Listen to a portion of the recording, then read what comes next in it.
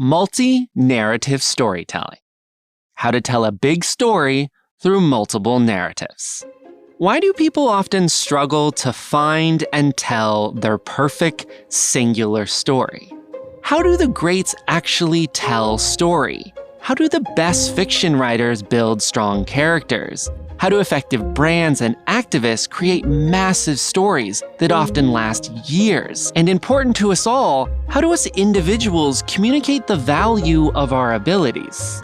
Finally, in general, what makes a story a big, powerful story? The answer to these and many other questions are found in and around the discussion of today's big idea. It's all about how you shouldn't try to find your one perfect singular story, but instead tell a big story through many overlapping narratives.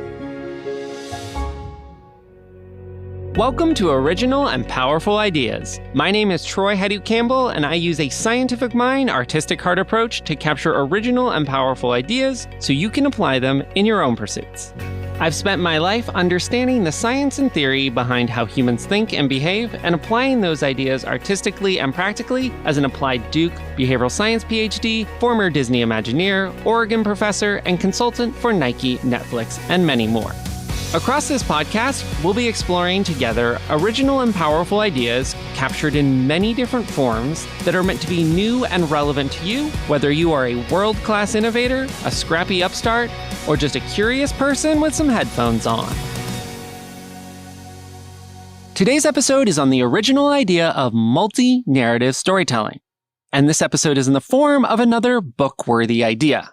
A book-worthy idea episode is about an idea that I believe could be its own book or chapter in a book and is defined and applied in a very straightforward way to be understandable and useful to all.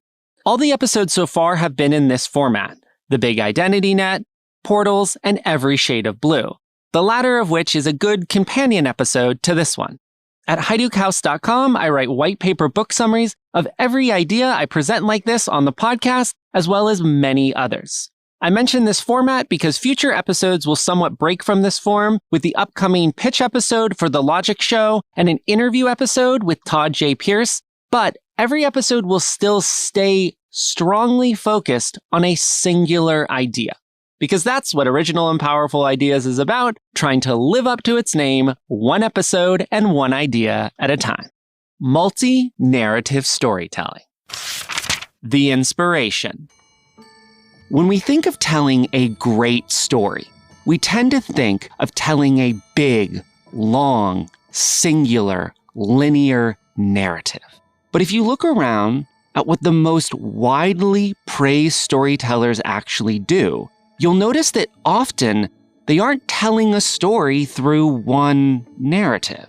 Nike sometimes has long, singular narratives, but in many of their most praised storytelling initiatives and commercials, they instead present fast action montages of many athletes doing many different things, each shown for only a few seconds, and then the commercial concluding with a singular core story, such as with the phrase, "Just do it."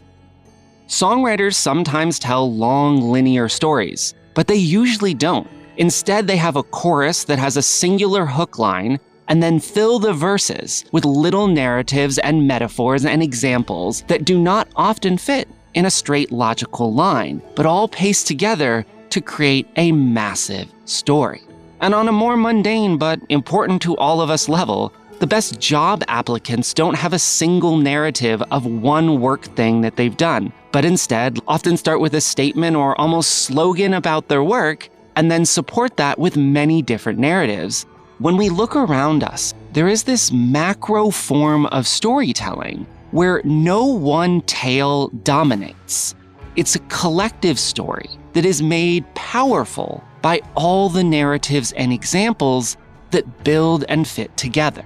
Yet despite this form of storytelling being everywhere, despite it being used by the greats intentionally or intuitively, this idea of storytelling has rarely been broadly applied and holistically defined. The idea. Multi-narrative storytelling is telling the story of a concept, character, person, or brand through multiple and complementary narratives that collectively bring more meaning than any one narrative could. This form has a core story, or thesis, that is often explicitly stated and then supported by multiple narratives. Each narrative or example swirls around that core story or idea, clarifying and expanding that core. The applications. Brands like the tech company Apple, the athletics company Nike, and the construction materials company Owens Corning build their brands by centering their storytelling around one core idea or value in a campaign, such as think different, just do it, or a material difference. And then in those campaigns, tell many different narratives, often in the same commercial or across many billboards or social media posts with many different athletes, designers, leaders, scientists, or activists, such that the collection of those narratives bring fuller meaning to the core ideas. What's important to remember here is that with Nike, just do it is the big story. Every example is a narrative that both reinforces and expands, such that when done right, each narrative clarifies and complexifies the core story. Apply songwriters. Musical performers such as Eminem and Billie Eilish use multi-narrative storytelling. Eminem boldly stated, "It feels so empty without me," in a song that included many different narratives about his controversies with censors, parents, and other artists. And Billie Eilish stated she was the bad guy and provided many examples of how she makes moms sad, makes girls mad, and many other things till it was just, duh, so obvious she's the bad guy. Apply activism. On a more serious note, activists use multi-narrative storytelling to change the world. The activist movement, Black Lives Matter, features the core story about modern inequality and injustice summarized in those three famous words, Black Lives Matter, that is united by the multiples of big, small, intersectional, common, and uncommon narratives to collectively bring nuance, depth, and a fuller understanding to the core idea. Each individual BLM narrative punctuates and expands the thesis of Black Lives Matter. Black Lives Matter is one of the most important and influential movements of our time, and it is inherently a multi-narrative story. Apply fiction. On a lighter note, great fiction writers use multi-narrative storytelling to powerfully establish characters. For example, the 1978 classic Superman introduces its iconic version of Superman through a multi-narrative. When actor Christopher Reeve first appears in costume, he engages in a narrative scene where he saves an out-of-control helicopter and Lois Lane, who is falling off a skyscraper. But it doesn't end there. Instead, he takes off on an epic flight with the big John Williams score behind him to engage in a series of short narrative vignettes that will fully establish who the Superman character is. He stops a jewelry thief who is using suction cups to climb up a building, and then delivers that thief to a police officer and takes the time to shake the police officer's hand and say his name, Officer Mooney. Next, he stops criminals who have evaded the police after an intense shootout and car chase. And then finally, in a quiet, simple short narrative, he meets a little girl who is distressed by her cat, Frisky, being stuck in a tree. Superman uses his power of flight, which he previously used to save lives and fight crime, to get the cat down from a tree. Then, a few scenes later, he literally says his core story aloud. I'm here to fight for truth, justice, and the American way. Christopher Reeve's 1978 Superman is up there as one of the most classic cinematic portrayals of any mainstream character. and it is largely created through the most fundamental and straightforward form of multi-narrative storytelling that structurally overlaps with the best Nike Just Do It commercials, your favorite songs, and the most impactful activist movements of our time. The why. In the broadest sense, multi-narrative storytelling works because it works with how the brain organizes information into networks of meanings. Giving people a core story, such as a slogan or a definition, can help the brain focus. It tells people what parts of each narrative you share to pay attention to and how to organize and activate the information in their brain through networks of meanings and associations. Consider Apple's Think Different campaign, in which in one of the commercials, they flash through many historical figures, such as the scientist Albert Einstein, the artist Jim Henson, and the athlete and social activist Muhammad Ali. Without the Think Different center, the many examples would be cognitively overwhelming or nonsensical, or at least just less clear. But with the Think Different language paired with many examples, the storytelling becomes cognitively fluent and focused. You are paying attention to the Think Different rebel part of each narrative. What is so great about multi-narrative storytelling is even though you often give people a literal sentence-level definition or core, the multi-narrative makes it mean more. The multi-narrative thus both focuses and expands the meaning. One last application, you constantly need to tell your personal story. We all need to tell our personal story to explain our value to many different people, such as employers, employees, clients, customers, students, audiences, and acquaintances. Multi-narrative storytelling is a great and easy way to do this. To begin to tell your story as a multi-narrative story, you can start by writing yourself a story core plus 3, which involves writing your core story, and then having 3 example narratives to support that core. Some of my students' core stories for their respective job markets have been, I love and excel at leading creatives. I elevate brands with distinctive, vivid, and theatrically staged photography. And maybe my favorite, I'm the get stuff done girl, but she didn't say stuff. Once you have your core, the next thing to do is to find 3 examples that collectively tell your story that are ideally complementary and compensatory. For instance, my vivid photography student explained how she created effective and distinctive photographic campaigns for an indie thrift shop. Second, she explained how she did the same for a very corporate brand. Lastly, she explained her goal-oriented yet artistically inclined thesis project in the Learn by Doing education she was doing at her academic institution. Altogether, these 3 examples, combined with her core statement, provided breadth and complementary nuance to communicate her value. A tip, a trick, a theme, and one more thing.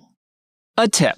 Remember, what makes a multi-narrative story work is that it is a collection of narratives that all point toward one core story.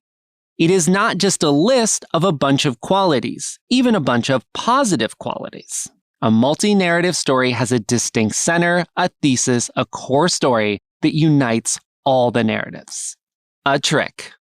If you are struggling with your core story, or brand, or your character, or your big idea, just write down so many things about you, or so many things that are relevant to your audience. Then see what unites them. Ask your friends for feedback, or ask artificial intelligence to synthesize it all for you. You'll find something, I promise. A theme. People often stress out about telling the perfect story or stories, but almost always perfection is not the goal. The goal is just to communicate something to your audience that your audience doesn't know, and usually wants to know. Your audience, first and foremost, just wants to know something like, who are you? How can your brand help me? What is this character all about? The multi-narrative form is here for you in these situations. All right, this one's a little odd, but let's go for it. One more thing. Write song lyrics about your multi-narrative. If you want to understand your own story or your brand story, it can be useful to write a classic I am song. Pop culture examples of I am songs include the core lines, "I'm a Savage" by Megan Thee Stallion, "I'm the Girl Who Loves My Island," "I'm the Girl Who Loves the Sea" by Disney's Moana, and "I'm So 3008, You're So 2000 and Late" by the Black Eyed Peas. Some of the examples of my students and clients in the past have been the B+ student saying, "I'm that 3.31 girl. I'm that get that stuff done girl." A poetry student singing, "I am clumsy brilliance," and a company singing, "This is how we build now." After the core story comes the multi-narratives in the verses. In the verses, you find and creatively phrase your skills and accomplishments and values, such as Disney's Moana talking about the length of a journey she has gone on, or a team of scientists talking about how they can make a material of theirs called pink to make real every brilliant thing that you think, so the partnership will be like, wow, wow, wow, this is how we build now, now, now. This process is often cheesy and has an amateur feel to it, but oh my gosh, can it get to ideas quickly. Conclusion. Whenever I'm teaching story and I ask my audience to define what makes a good story, they rarely verbalize or have a shared understanding of something like multi-narrative storytelling, even if they often intuitively use it, and even if it is present in so much of the most effective storytelling that they cite as their inspiration. Many people from organizations like Disney and Nike, and from artist collectives and creative studios that have been in my classes, use this idea intuitively, but don't have a firm understanding of what exactly it is they are doing or how to do it better, especially in a more precise, scientific-minded way. This episode defines this storytelling as multi-narrative story and presents the idea as a unifying secret power behind storytelling that can be widely applicable to all storytellers. This analysis combines my work as a behavioral and psychological science researcher and an Oregon marketing professor, where I refined this story form, teaching it to many story novices, as well as Nike and Adidas marketers and designers, helping story novices take massive steps forward in their storytelling, and even helping those who were already intuitively talented at the form see it in original and powerful ways. Narratively, Troy. If you want to learn more about this idea or many others, you can visit heidukaus.com. You can also check the show notes, where you'll find my email, troy@heidukaus.com, as well as summary text and many links to help you remember and share the ideas of this episode. If you like this original and powerful idea, you may also want to check out some of these other original and powerful ideas. First, you might want to listen or re-listen to the podcast episodes of The Big Identity Net, which is about how to make people feel a meaningful part of something and usually involves some multi-narrative storytelling, as well as Every Shade of Blue, a way of seeing all the different shades of an idea inspired by how Vincent van Gogh could paint with every shade of blue, which is in many ways the intellectual or design sibling of multi-narrative storytelling. Also at heidukaus.com, you'll find a lot more writing on different types of story forms in the white paper books. This, of course, includes Lyrics About, a white paper book on the power of writing lyrics for innovation, discovery, and communication, which includes exercises and templates for writing multi-narrative storytelling lyrics, and many more. And finally, The Destiny Narrative. Most great multi-narrative storytelling, whether it is about a fictional character like Superman, an individual starting their career, or a business coming together, includes a destiny narrative. Thanks for listening. My name is Troy Haiduk Campbell, and I created Haiduk House to engage with the most interesting ideas and the most interesting people, always with a scientific mind and an artistic heart.